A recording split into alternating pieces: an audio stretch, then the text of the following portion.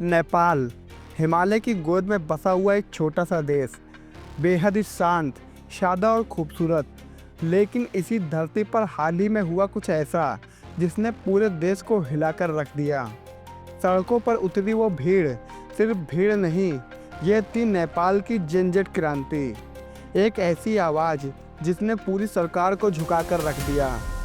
दोस्तों, कहानी की शुरुआत होती है नेपाल के युवाओं से। नेपाल में आधी से ज़्यादा आबादी युवा है। 90s और 2000 के बीच में जन्मे बच्चे, ये बच्चे इंटरनेट और सोशल मीडिया के साथ ही बचपन से बड़े हुए हैं। लेकिन जैसे जैसे वे बड़े हुए, देश में बेरोजगारी बढ़ती गई, भ्रष्टाचार गहराता गया और नेताओं की जीवन शैली और आम जनता की गरीबी के बीच खाई चौड़ी होती गई। दोस्तों, किसी ने कहा था, जब उम्मीदें टूटती हैं तो क्रांति जन्म लेती है। यही कुछ नेपाल में होने वाला था। 4 सितंबर 2025 नेपाल सरकार ने अचानक से एक ऐसा फैसला लिया जिसने पूरे देश को हिलाकर रख दिया। एक साथ 26 social media platforms, Facebook, Instagram, WhatsApp, x, YouTube, TikTok और ऐप्स पर रोक लगा दी। दोस्तों, सरकार का कहना था कि ये प्लेटफॉर्म झूठी खबरें और धोखाधड़ी फैलाने का अड्डा बन गए हैं। लेकिन जब कंपनियां इस बात को ना मानने को कहा तो सरकार ने सीधा इन 26 ऐप्स पर बैन ठोक दिया।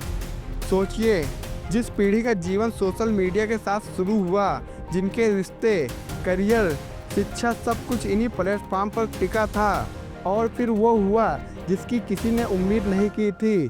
8 सितंबर 2025 काठमांडू की सड़कों पर हजारों की संख्या में युवा लड़के लड़कियां, कॉलेज स्टूडेंट्स, स्कूली बच्चे और युवा प्रोफेशनल सड़क पर उतर आए। इस प्रोटेस्ट की शुरुआत शांतिपूर्ण रैली से हुई, जिसमें पोस्टर्स, बैनर, नारे लगाए गए। लेकिन धीरे धीरे ये गुस्सा ज्वालामुखी सा बनता गया। युवाओं की भीड़ मैतीघर, मंडाला, न्यू बानेश्वर, संसद भवन के बाहर एकजुट होती गई और भीड़ की तादाद लगातार बढ़ती गई। दोस्तों, भीड़ बढ़ते ही भीड़ को कंट्रोल करने के लिए पुलिस आई और आंसू gas, water cannon, rubber bullet का सहारा लेते हुए भीड़ को कंट्रोल करने में लग गई। कुछ न्यूज़ चैनल के रिपोर्ट के मुताबिक कुछ जगहों पर लाइव बुलेट्स का प्रयोग किया गया, जिसमें बहुत से लोग घायल हुए। जिसके बाद प्रदर्शनकारियों द्वारा सरकारी इमारतों और नेताओं के घरों पर हमला करके उन इमारतों को आग के हवाले कर दिया गया। साथ ही सड़कों पर सिर्फ आवाज़ें गूंज रही थी, हामी युवा छो, जिसका हिंदी में मतलब होता है, हम युवा हैं। दोस्तों, ये आंदोलन सिर्फ सोशल मीडिया बैन के खिलाफ नहीं था, ये था सालों का जमा हुआ गुस्सा, स्वतंत्रता की मांग।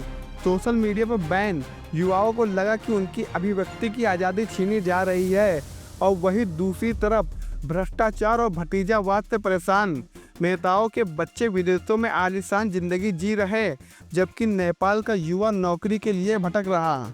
दोस्तों, साथ ही बेरोजगारी को लेकर भी पढ़े लिखे युवा सड़क पर थे। उन्हें लगा कि अगर अब नहीं बोले तो कभी नहीं बोल पाएंगे।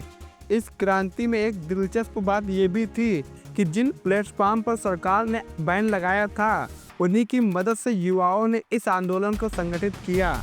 डिस्कॉर्ड, वीपीएन और अंडरग्राउंड नेटवर्क के माध्यम से बैन होने के बाद भी सोशल मीडिया का उपयोग किया गया इस क्रांति में।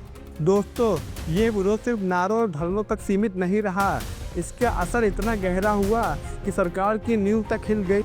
दोस्तों, कई न्यूज़ के रिपोर्ट के अनुसार इस क्रांति में 51 से ज़्यादा लोगों की जान गई और साथ ही सैकड़ों लोग घायल हुए। साथ ही संसद भवन और सरकारी ऑफिसों को भारी नुकसान पहुंचा और आखिरकार प्रधानमंत्री केपी शर्मा ओली को इस्तीफा देना पड़ा। दोस्तों, मामला यही नहीं रुका।